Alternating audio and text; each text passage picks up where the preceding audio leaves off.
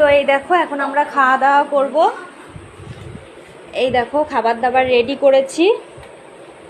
আর এখন কটা বাজে দেখিয়ে দিচ্ছি। ওই দেখো 3টে বাজে, ঠিক আছে? দেখতে পাচ্ছ নাকি দেখো, এই যে 3টে বাজে। এই এখন আমরা খাওয়া দাওয়া করব। এদিকে আছে এই যে সেই পটলের তরকারি, আর এদিকে আছে ডাল ভাত, থালা রেডি করে নিয়েছি। আর এখানে একটা ডিমের অমলেট করে নিয়েছি, কারণ আমার মেয়ে তো আর এমনি ভাত খেতে পারবে না। এই ডিমের অমলেট করে নিয়েছি।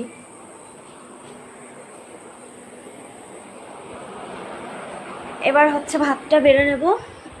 আর ওকে এই থালাটা দিয়েছি, ও এই থালায় খেতেই চায় না, এখন বলছে এই থালায় খাবে।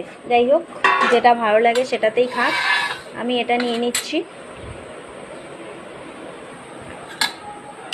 এই দেখো ভাত বেড়ে নিচ্ছি। বলেছে একদম অল্প ভাত দেবা, যেহেতু নিজে খেতে দিয়েছি, নিজে খেলে একদম ভাত খেতে চায় না।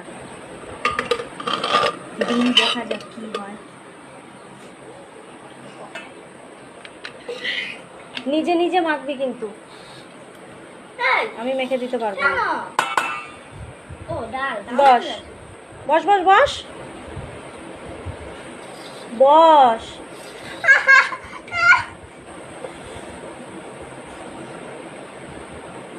আবার পেঁয়াজ দেওয়া যাবে না, শুধু ডাল। এর মধ্যে তুলবি না, এর মধ্যে তুলবি না, এখানে সাইডে রাখবি।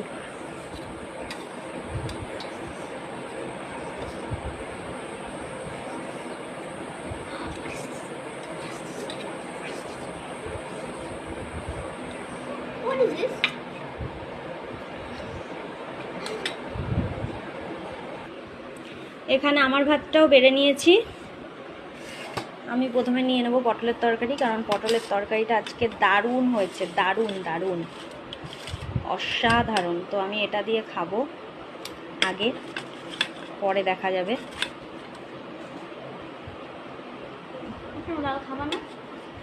ডাল তো রেগুলারই খাই, খাবো আগে পটলের তরকারি দিয়ে খেয়ে নিই।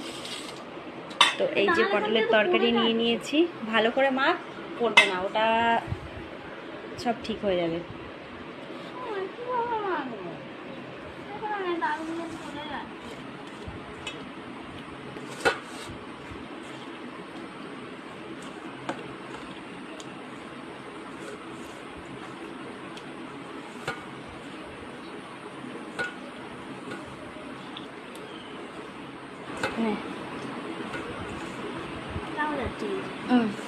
ওটা থালাটা ওরকম হবে না।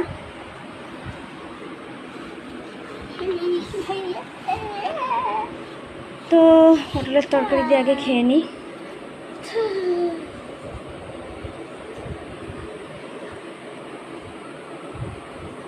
এখনকার আলুগুলো না একটা দুটো একটু একটু শক্ত শক্ত থাকে। ভালো মসুরি ডাল দেখলেই তো, ওই যে টমেটো আর পেঁয়াজ দিয়ে।